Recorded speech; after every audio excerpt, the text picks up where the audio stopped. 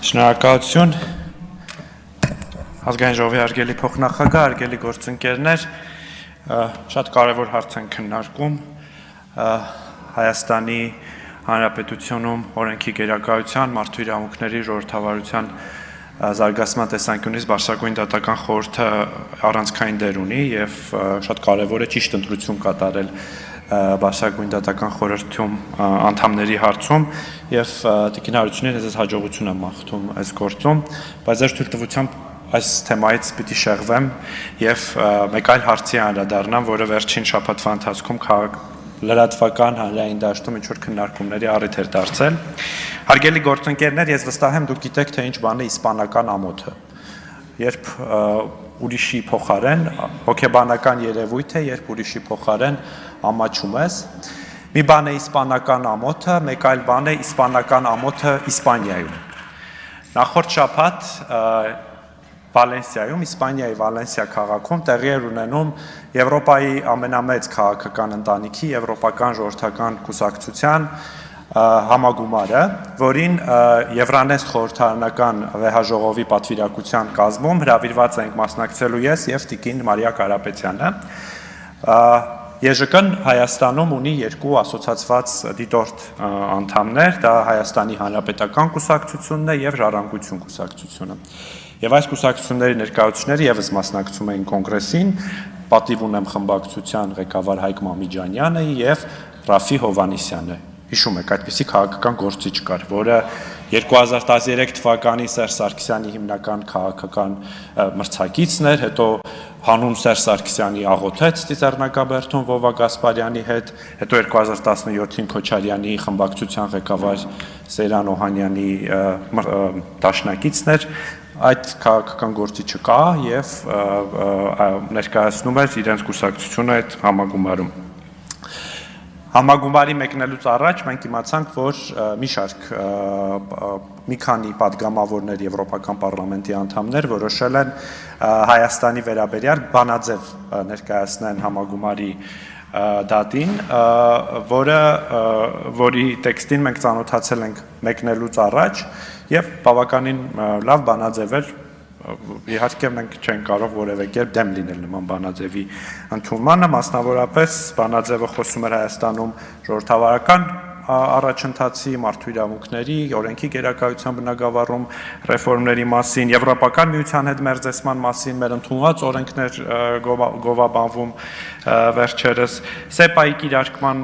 առաջընթացի մասին էր խոսում, աջակցում էր Հայաստանի Եվրամիության միջև տնտեսական հարաբերությունների հաստատմանը, վիզաների ազատականացման երկխոսության մեկնարկին, հարևանների հետ հարաբերությունների կարգավորմանը, կոչ էր անում ազատ արձակել գերիներին եւ նաեւ խոսում էր խաղաղության խաչմերուկ կառավարության նախագծի մասին, որը որպես խաղաղության համար լավ երաշխիք։ Ահա այսպիսի բանաձև, որը շատ դրական լույսի ներքո է ներկայացնում Հայաստանի Հանրապետությունը, բայց հասնելով Վալենսիա եւ մասնակցելով կոնգրեսին, մեր եվրոպացի գործընկերները տարակուսած մեզ մոտենում էին եւ ասում էին, որ ձեր հայ գործընկերները ուզում են, որ բանաձևը դուրս բերվի այս համաժողովի օրակարգին։ Ահա այս պահին առաջ է գալիս այդ իսպանական ամոթը եւ իսկապես մենք տարակուսած էինք, որ նույնիսկ այդպիսի հարթակներում Հայաստանի ընդդիմությունը կարող է նման կերպ հանդես գալ։ Ցավոք այդ քննարկումը, որտեղ քննարկվում էր բանաձևը, նախապես փակ էր եւ ես չեմ կարող ցիտել թե ինչեր էին խոսում Ռաֆի Հովհաննիսյանը եւ Հայկ Մամիջանյանը, բայց դա խայտառակություն էր եւ նրանք ուղղակիորեն պայքարում էին Հայաստանի Հանրապետության շահերի, Հայաստանի Հանրապետության դեմ։ Այնուամենայնիվ բանաձևը մտավ ԵԺԿ համագումարի օրակարգ եւ հետո նաեւ գրեթե միաձայն առանց դեմ քվեարկության 3 ձեռնպակ քվեարկությամբ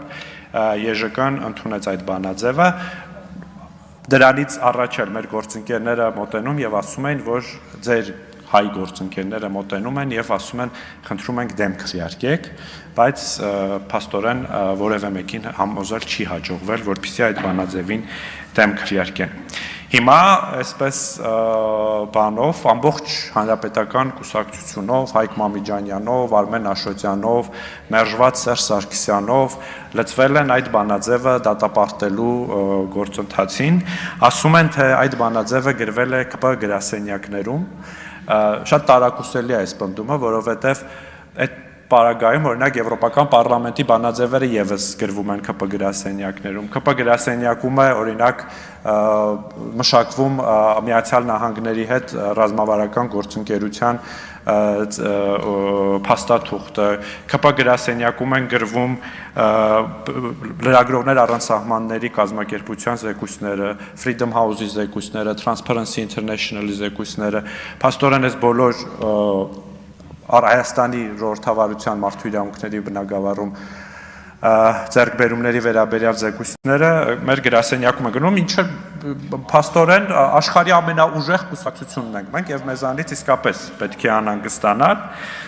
Նաև ասում են, որ իրենց հաջողվել է փոխել հայտարարության տեքստը։ Այո, իրենց հաջողվել է հայտարարության տեքստից դուրս բերել մեկ նախադասություն, որի մեջ ասվում էր, որ Եվրոպական ժողովրդական կուսակցությունը ողջունում է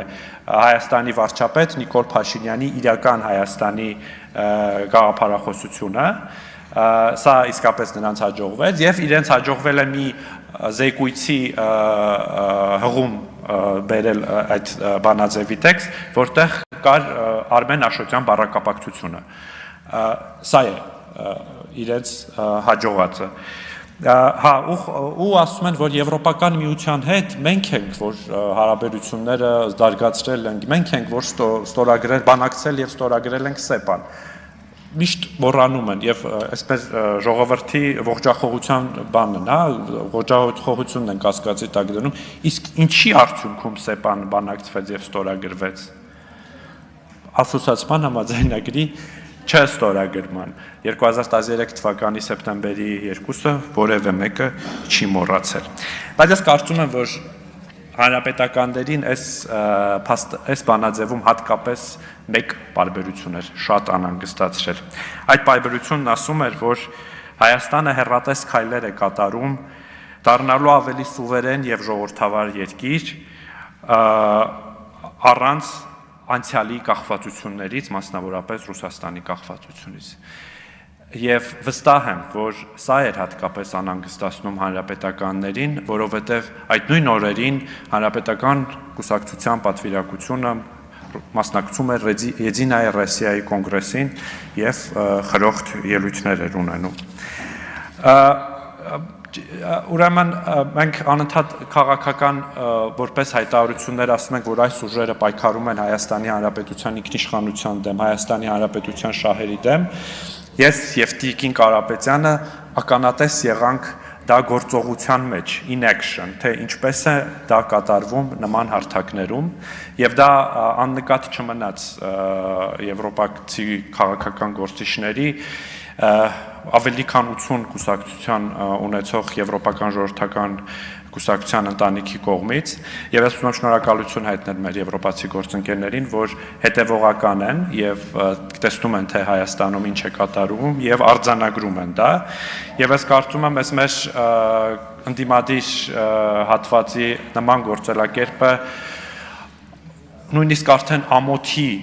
հարց չէ, այլ ավելի շատ ազգային անվտանգության հարց։ Շնորհակալություն։